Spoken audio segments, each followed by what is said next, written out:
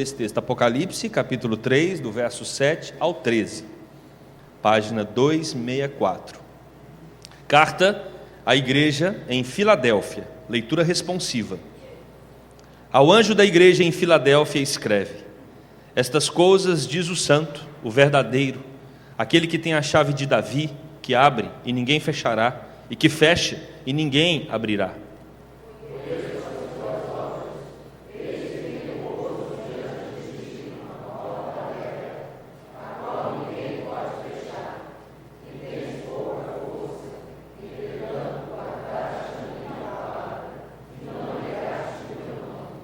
Eis, farei que alguns dos que são da sinagoga de Satanás, desses que a si mesmos se declaram justos e não são, mas mentem, eis que os farei vir e prostrar-se aos teus pés e conhecer que eu te amei.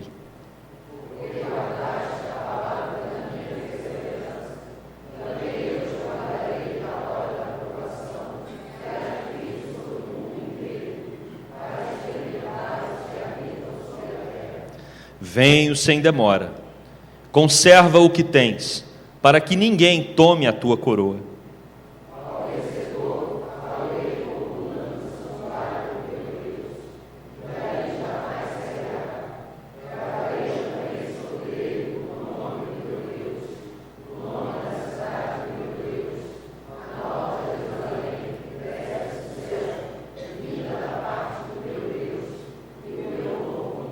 Juntos.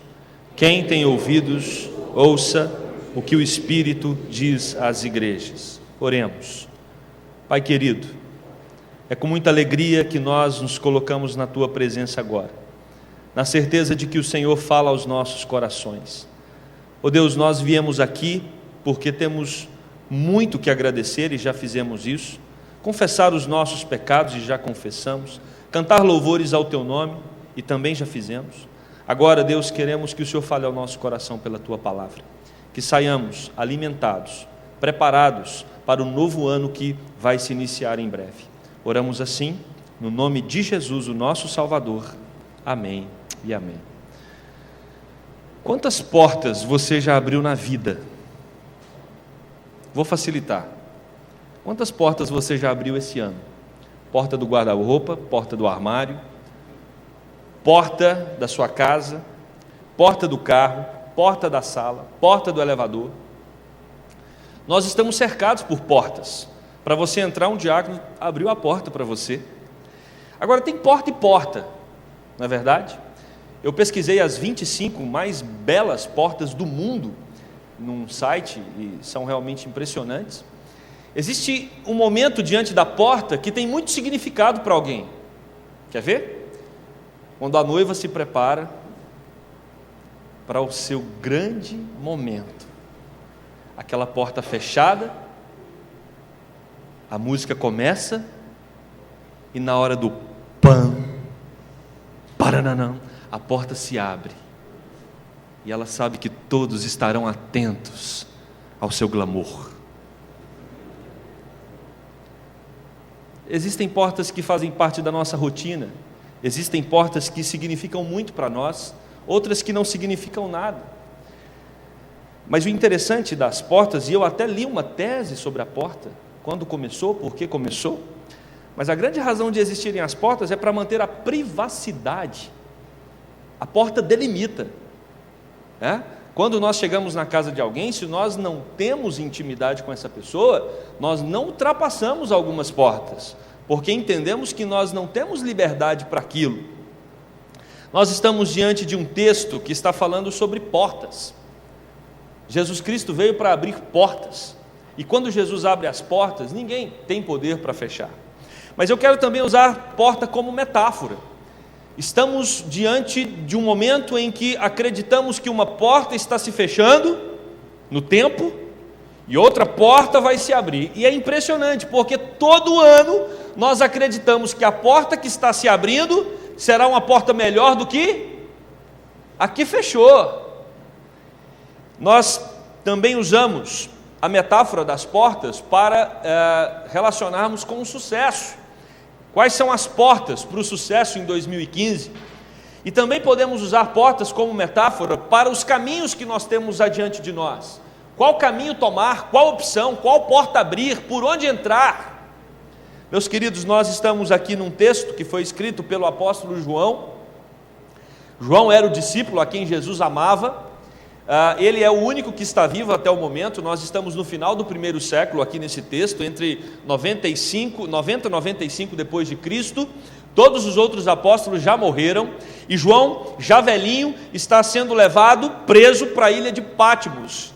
Ele está preso, mas não por portas, preso numa ilha, e ali ele tem a presença do Senhor Jesus Cristo para trazer a última revelação, e é isso que significa livro de Apocalipse, revelação, a última revelação de Deus para a sua igreja. E João está escrevendo para 7 igrejas que estão na Ásia Menor, e ele escreve para uma igreja aqui nesse texto que lemos, que é a igreja de Filadélfia. Filadélfia era uma cidade muito importante, era um centro de propagação da cultura grega, era um lugar também de um comércio intenso. Apesar de ser uma cidade pequena, ela era muito importante estrategicamente, geograficamente, e a igreja na Filadélfia, junto com a igreja de Esmirna, são as duas únicas que não receberam nenhuma repreensão de Jesus. Se você observar as 7 cartas do Apocalipse, Jesus coloca pontos positivos e negativos dessas igrejas, mas quando nós tratamos da igreja de Filadélfia e de Esmirna, Cristo não faz nenhuma repreensão. Elas são igrejas aprovadas, igrejas que receberam nota 10 do nosso Senhor Jesus Cristo, e por isso precisamos ler esse texto, entender esse texto, para tirar dele proveito para a nossa igreja e para a nossa vida. Esse texto fala de uma igreja vitoriosa, e o tema que eu quero propor para você nesta noite é uma vida vitoriosa, porque eu acredito que todos que vieram para esse lugar hoje à noite desejam um 2015 vitorioso, amém? Eu também desejo um 2015 vitorioso. E esse texto vai nos mostrar 3 portas que nos conduzem ao triunfo. 3 portas que nos conduzem à vitória, ao triunfo. A primeira delas: ouça a voz de Cristo. Cristo fala à sua igreja. Cristo, ele vem para se comunicar conosco. Se você se atentar para os evangelhos, você vai perceber claramente que o tempo todo Jesus está montando uma linha de comunicação com as pessoas. O nosso Deus não é um Deus que fica alienado, o nosso Deus não é um Deus distante, o nosso Deus não é um Deus que se interessa por nós não estando presente. O nosso Deus é um Deus que se envolve conosco, é um Deus que se interessa por nós, é um Deus que quer ouvir as nossas queixas, mas é um Deus também que quer falar conosco. Jesus Cristo é um Deus que fala, e fala ao seu povo, e esse texto vai falar sobre isso. Olha que interessante, existe uma ordem aqui de autoridade.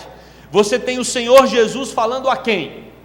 Ao apóstolo João, porque quando você lê os evangelhos e também lê o livro de Atos, você percebe que os apóstolos, eles receberam a mesma autoridade que Cristo tinha, tanto que no livro de Atos aos apóstolos, nós percebemos Lucas escrevendo ali que eles perseveravam na doutrina dos apóstolos. Por que doutrina dos apóstolos e não de Cristo?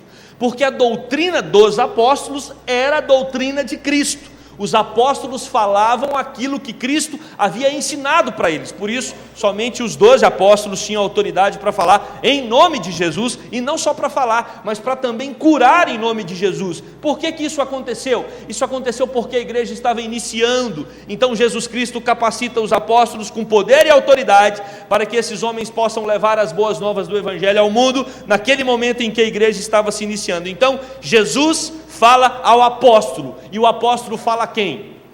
Ao anjo da igreja. Você tem a figura do anjo. Quem é o anjo da igreja, meus amados? Aprendemos com muita facilidade no livro de Apocalipse que anjo da igreja é o pastor da igreja, aquele que tem a responsabilidade de comunicar a sua própria mensagem?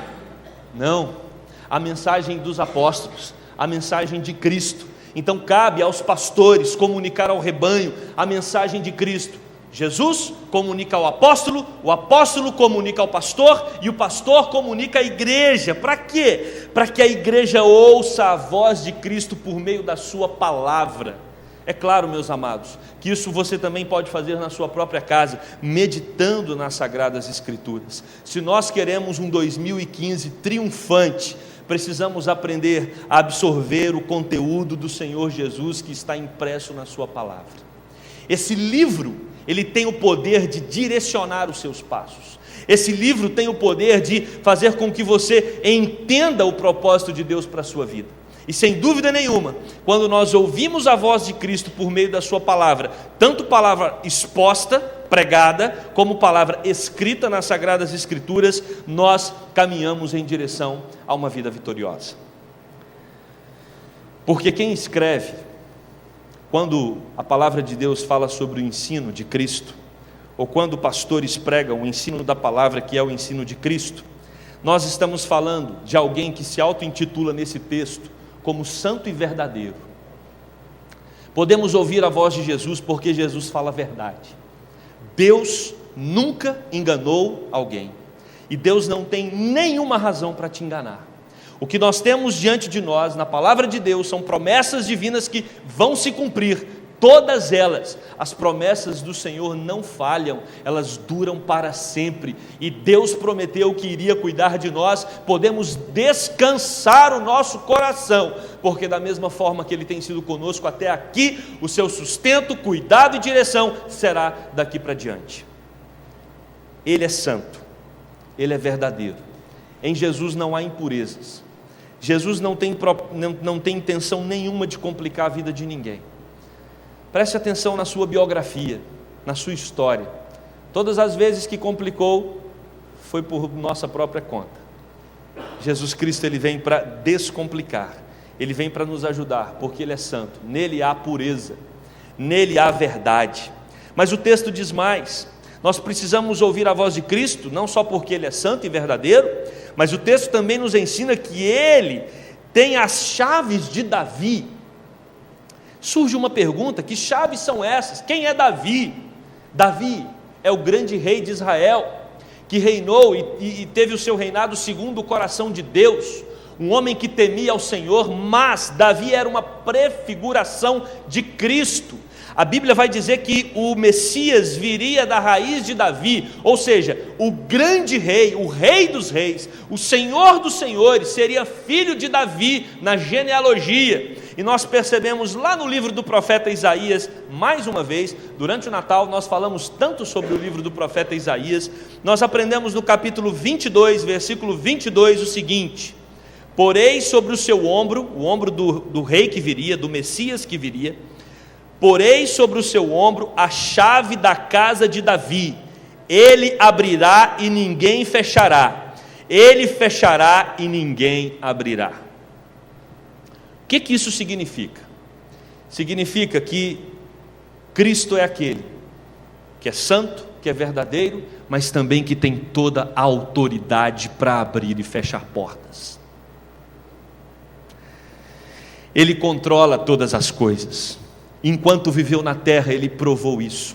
Ele tem poder sobre a natureza, Ele tem poder sobre o corpo físico, Ele tem poder sobre as pessoas. Ele é o Senhor sobre tudo e sobre todos, aquele que domina a terra e os céus. E o que Jesus quer dizer àquela igreja de Filadélfia é que Ele é aquele que controla todas as portas. E eu quero dizer uma coisa: Ele controla as portas da sua vida. E aí eu quero convidá-lo para uma reflexão, para te ajudar no ano de 2015. Às vezes você está insistindo para que algumas portas se abram e Deus está resistindo e dizendo que é para essas portas ficarem trancadas. De repente, no ano de 2014 foi um tempo, um ano, ou até aqui na sua vida, em que você tem tentado abrir portas, tem olhado para as portas que Deus abre para você, não quer essas portas, não quer esses caminhos, mas quer o caminho da porta que está trancada. A mensagem para você nessa noite é que a porta que Cristo fecha, ninguém abre, e a porta que Cristo abre, ninguém fecha. Mas qual que é a nossa dificuldade com essas portas? é termos a sensibilidade para perceber quais são as portas que Cristo está abrindo para nós. Por isso que nós precisamos ouvir a voz de Cristo, porque é a voz de Cristo que vai dizer: entra nessa porta, é por aqui que eu quero que você vá. Às vezes essa porta, num primeiro momento, pode te dar medo, mas se Jesus está dizendo, entre, porque Ele tem algo muito melhor para você. 2015 será um ano de desafios, e para isso você precisa ter sensibilidade espiritual para ouvir o que Cristo diz ao seu coração, para que você entre pelas portas que Ele tem colocado à sua frente. Jesus Cristo, o versículo 7 vai dizer que Ele é este que tem poder para fechar e abrir portas. E a pergunta que eu faço nessa altura do texto é: como está o seu coração para ouvir Cristo em 2015?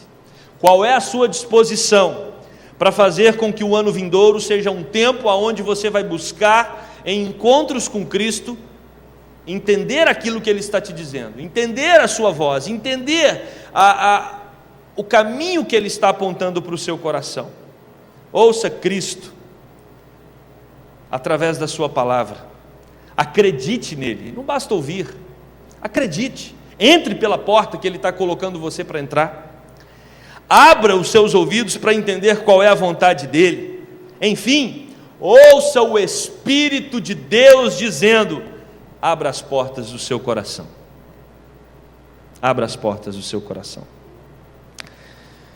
Talvez você esteja confuso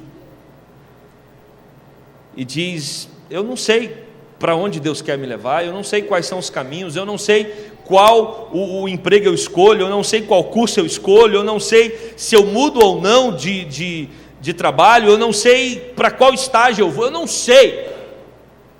Mas Jesus sabe.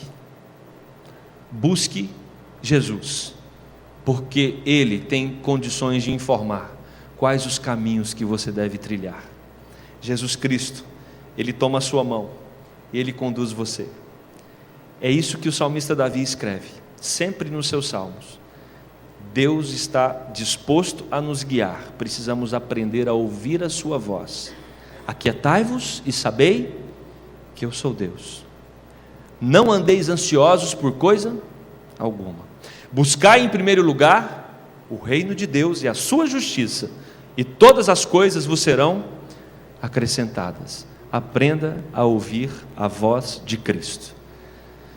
Para ouvir a voz de Cristo, nós precisamos de atenção. Não se ouve a voz de alguém no meio de uma multidão.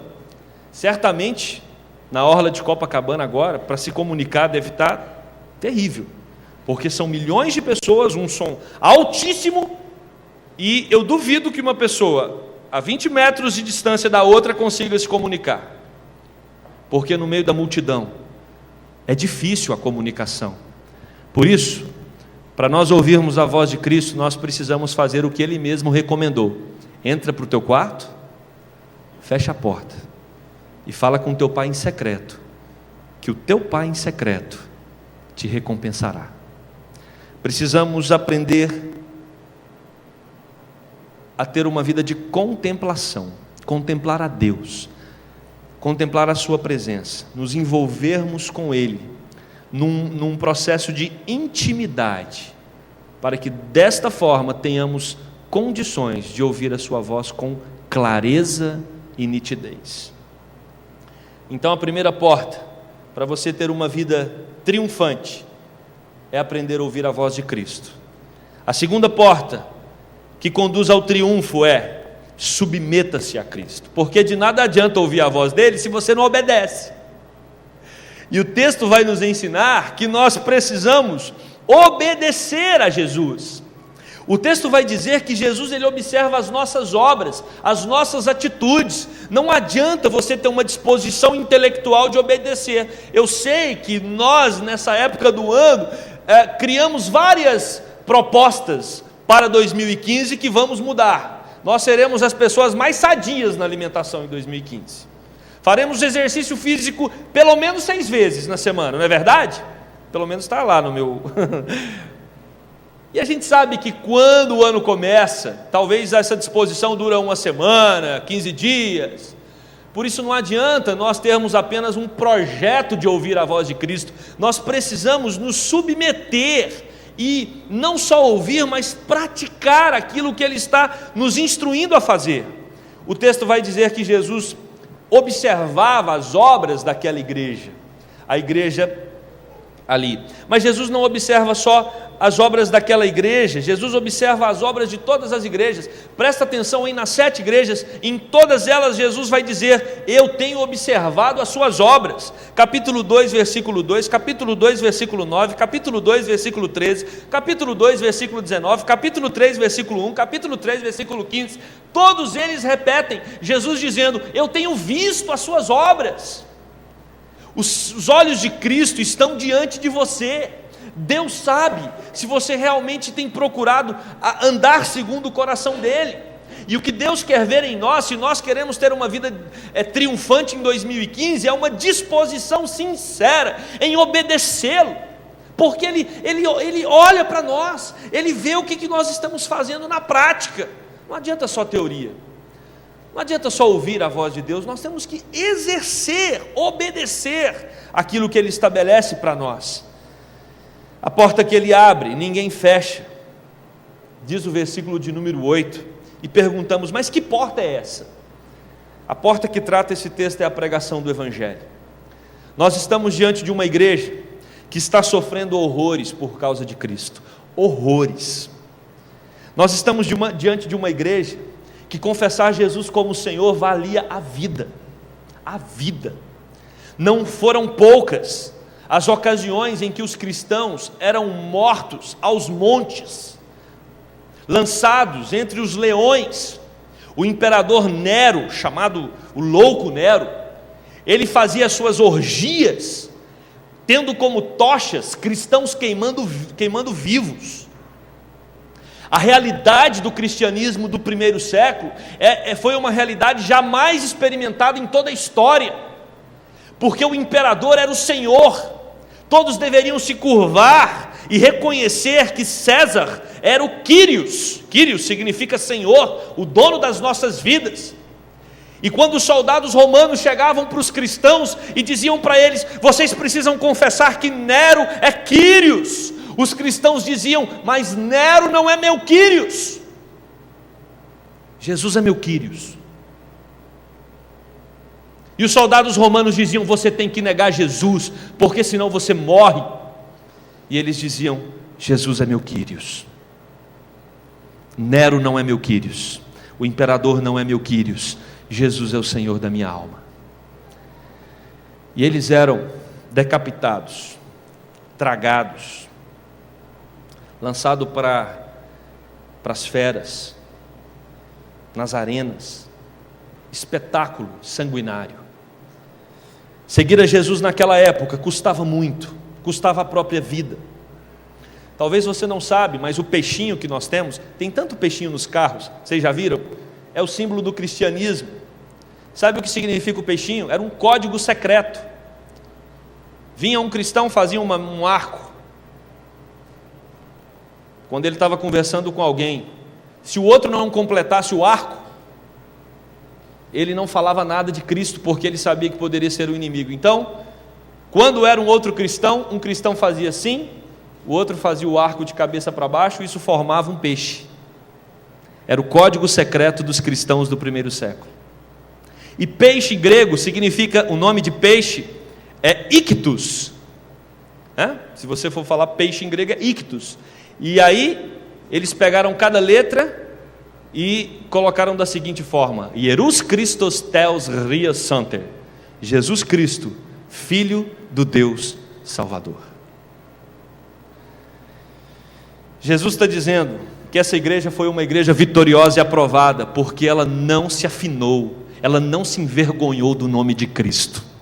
Vivemos uma época também em que sofremos uma pressão terrível para negarmos a Cristo.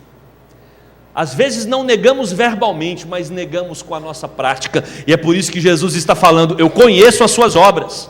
Jovens, Jesus está dizendo: eu sei como você se comporta na faculdade, Jesus está dizendo para os nossos adolescentes: eu sei como você se comporta na escola.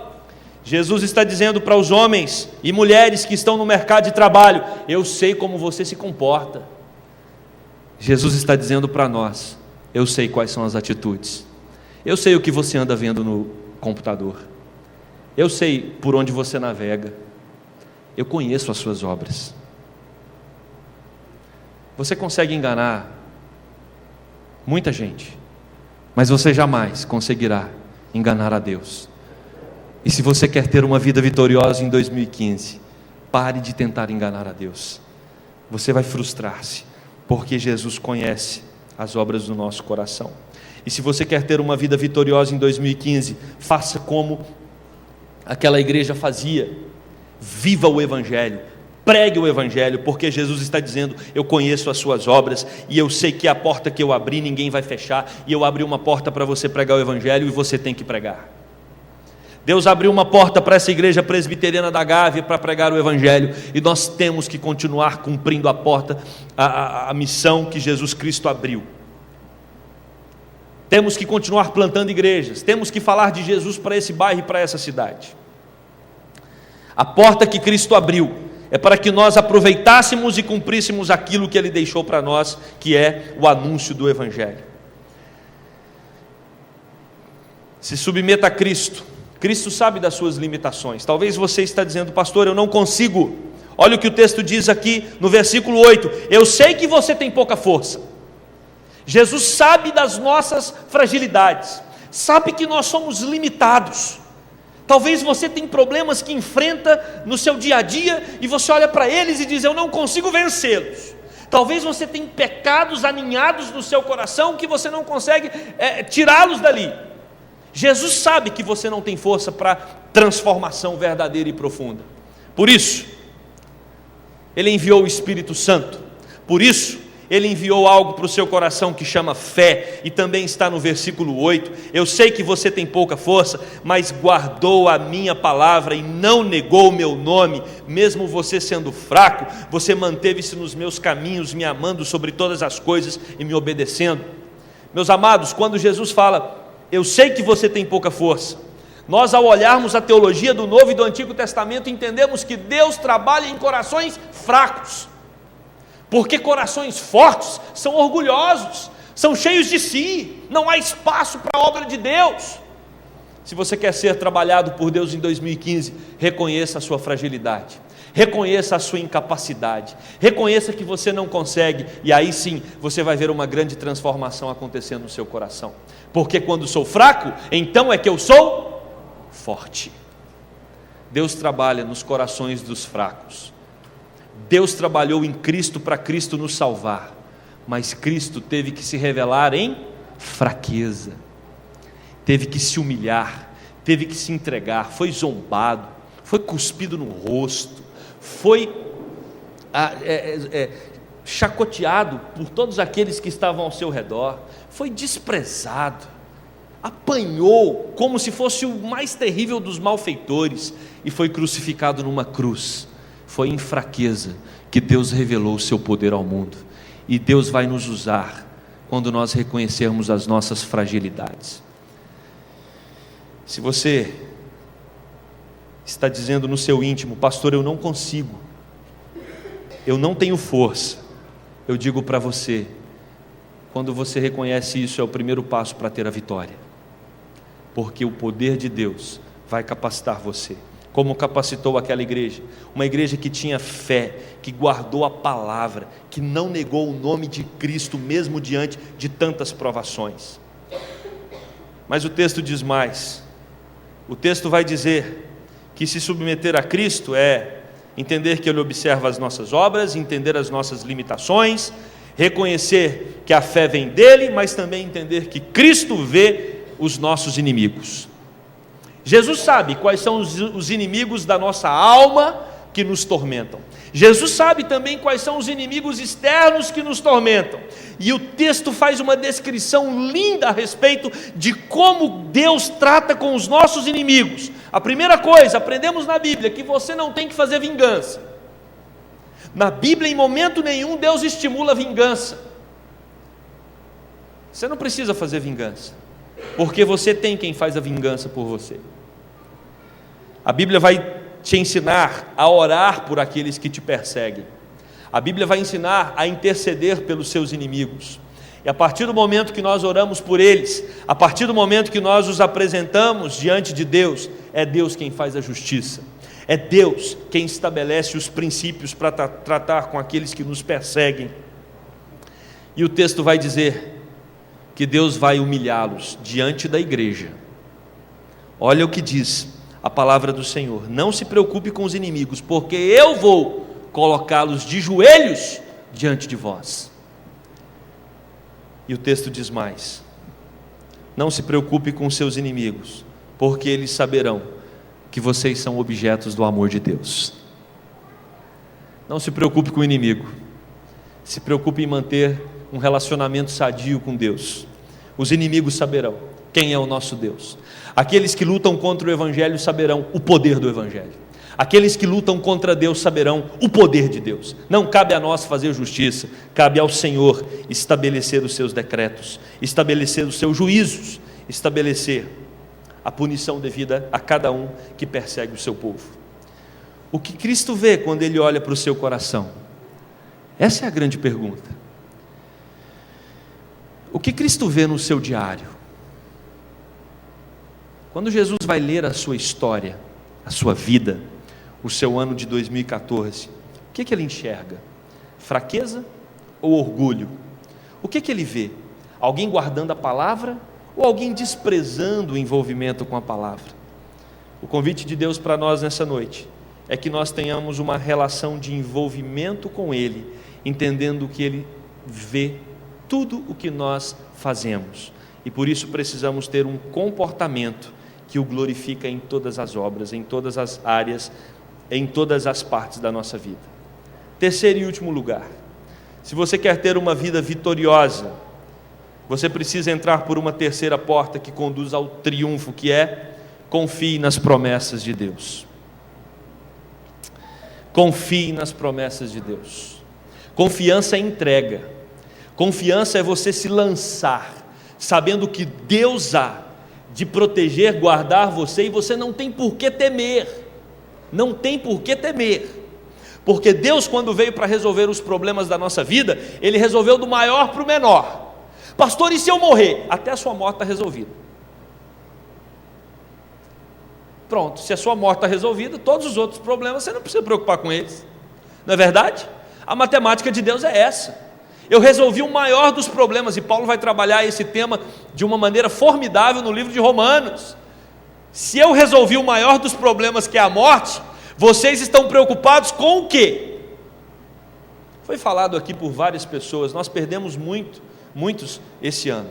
Na igreja nós perdemos muitos irmãos, na família, mas aqueles que morreram com Cristo tiveram a grande vitória, porque quanto maior o inimigo, maior a vitória.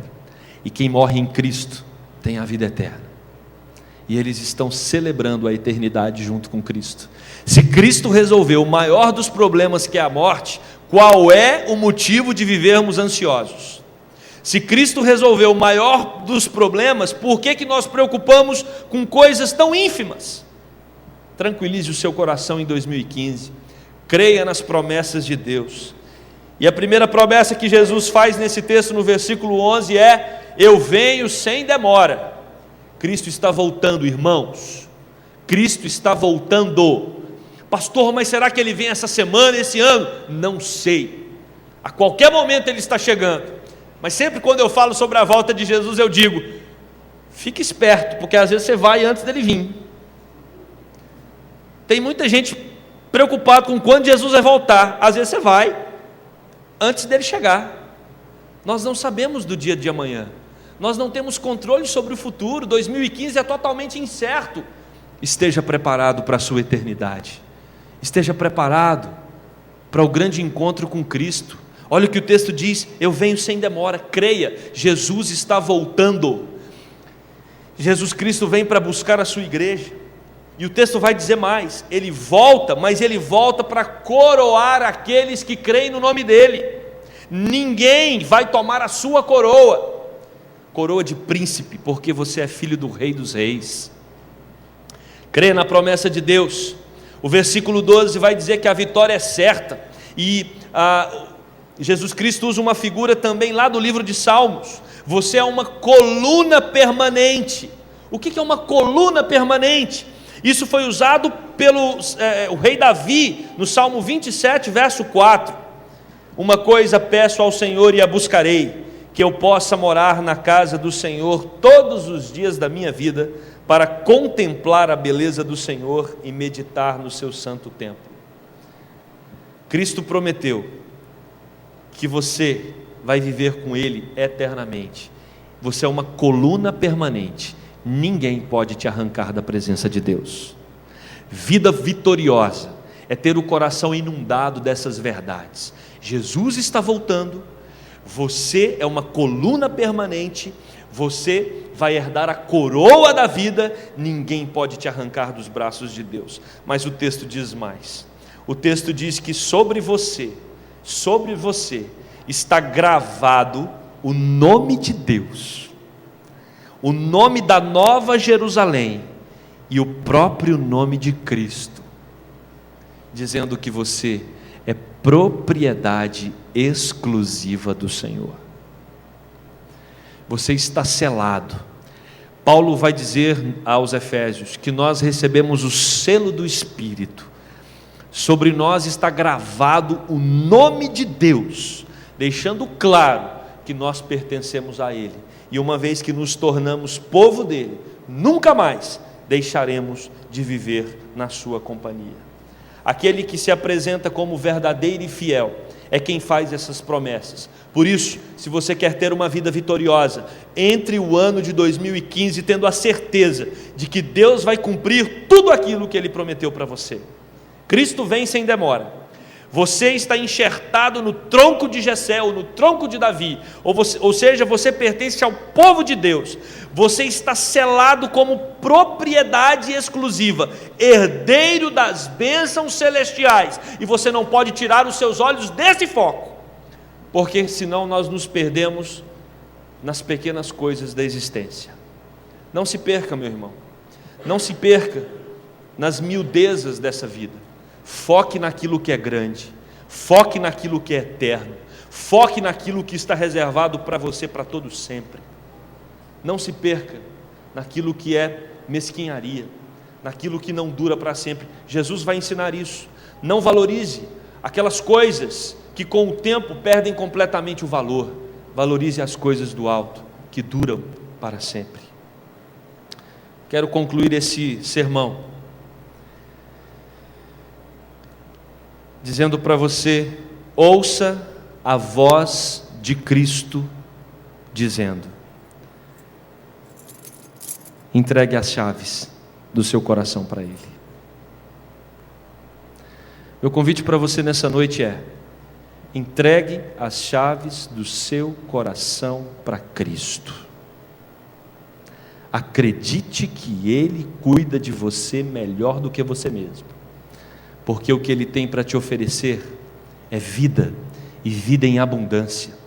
2015, Deus tem bênçãos reservadas para você, basta buscá-lo. Cristo está olhando para você. Abra as portas para que Ele reine absolutamente na sua vida. E quem diz isso?